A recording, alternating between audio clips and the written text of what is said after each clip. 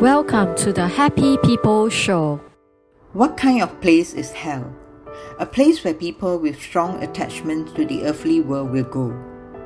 There are probably a lot of people who think of hell as being a world that just appears in fairy tales, a world depicted in Buddhist scrolls, or a special place created by Christianity for educational purposes. However, hell actually does exist. Although this fact may be extremely difficult to accept, such a world really does exist. Hell is a world that exists extremely close to the earthly world. Of course, those in hell no longer have physical bodies, nor do they belong to this world. But they attach very strongly to the earthly world and are unable to purify themselves as souls. To put it another way, they still have not fully awakened to the fact that they are spirits. If you listen to the conversation of the inhabitants of hell, you will find that the vast majority of them do not even understand that they are already dead.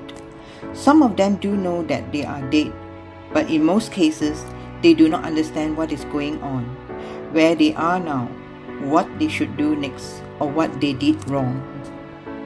There are numerous stages in hell. Hell comprises numerous stages, ranging from the upper to the lower ones, each corresponding to the vibrations of the mind. For example, in the relatively upper stages of hell, there is the Asura hell, which is inhabited by souls who have led a life of fighting and destruction, as well as the hell of lust, inhabited by souls who have gone wrong on the path of man-woman relationship while they were alive. There is also a realm for souls who have lived by crime, for instance, cheating, killing, injuring, robbing others, and so on. This realm contains further different stages according to the level of the crime. In the lowest level of hell is the unfathomable hell, where those who have taught false ideologies or religions, misleading many and destroying people's lives, go after death. In the world of spirits, the act of deluding the souls of others is considered the greatest crime, much worse than acts of physical wrongdoing such as murder or crimes, or mistakes at the material level. In addition, there is the demon realm that originated centered around unfathomable hell, where Satan and other devils reside. Hell does not exist simply as a punishment. The important point to note is that hell is not simply a place where you are punished for your sin. It is an undeniable fact that hell is a world to which souls betake themselves in accordance with the tendency of their own mind. In other words, because the soul emits coarse vibrations, which act as a form of heavy sediment, it is unable to rise to the upper levels and instead sinks to the depths. This is the reason explained in terms of physical science. In moral terms, it can be said that after death, each person reflects on his thoughts and deeds during his lifetime in the light of his own conscience.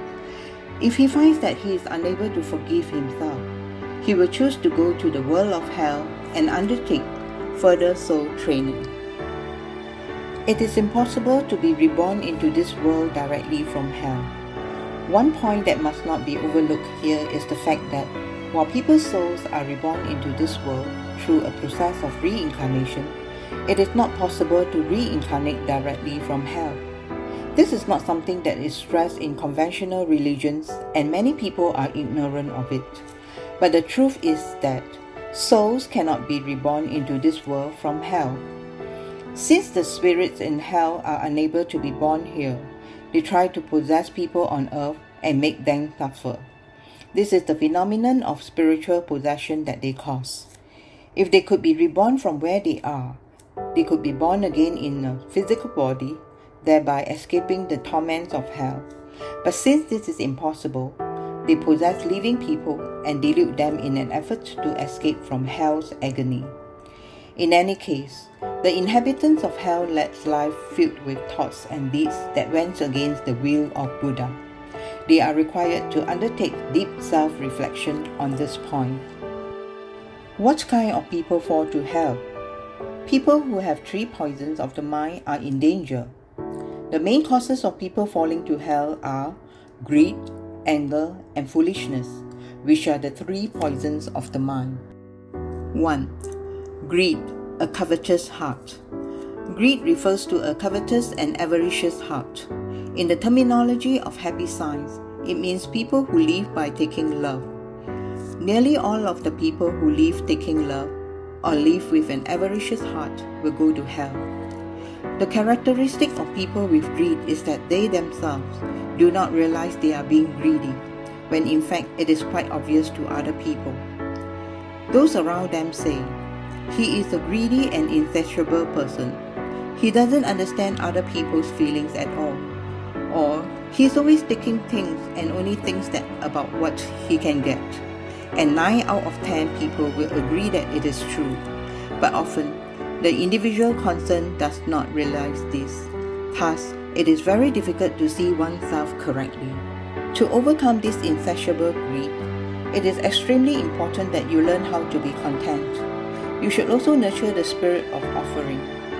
Religions often recommend making donations because this teaches people to give. By giving, you can get rid of attachments. People who are always concerned with what they can get for themselves do not think of giving to others or making an offering to a holy cause. If they had the spirit of offering, they would not be condemned to hell for the sin of greed. But since they never think of anything but personal gain, they are in hell. 2. Anger, a raging heart. There are people who are prone to fly into a rage, and in most cases, this is due to feelings of dissatisfaction. When things do not go as they wish, they fly into a rage out of discontent. Among members of your family who have died, such as your grandfather, grandmother, father, or mother, if there are some whom you remember as being short-tempered, quickly flying into a rage and venting their anger on those around them, then there is a high possibility that they have gone to hell because of it. 3. Foolishness, an ignorant heart. Ignorance means foolishness, but it does not necessarily mean unintelligent. There are many who are considered clever when it comes to the things of this world, but who can nevertheless be considered foolish. What ignorance means is not knowing the truth. People who are ignorant of the truth do appear foolish. Through the eyes of somebody who understands the truth, a lot of people waste their energy on things that are quite irrelevant or opposite to the truth. They are desperately trying to do things that actually dig their own grave. Still, in worldly terms, they are often very clever people. So, there are actually people whose efforts only serve to expand the region of hell. This kind of foolishness does exist. If you gain the knowledge of the truth while you are still alive, you will not fall to hell. But because people do not gain that knowledge, they end up going there. In a sense, hell is a hospital. Hell is, in a sense, a place for punishment, but in another sense, it is a hospital. The spirits in hell are just like people who are sick. Therefore, the idea of destroying hell is the same as the idea of eliminating the sick. If you drop a bomb on a hospital and totally destroy it, will that get rid of all sick people? Perhaps that idea is like saying, since the sick are abnormal, they should not be allowed to remain on earth. There are no sick people to begin with. They were originally healthy people who, by not taking care of themselves or for some other reason, have become sick. However, even though they are sick now, they will eventually recover and become well again. The true state is that of a healthy person. This is how Buddha thinks. You yourself may get sick one day too. If you do, you would not want to be exterminated. You were originally healthy, so you do not want people to say, you have to go to a hospital, but the patients in a hospital are of no use, so you should be killed, just because you are sick.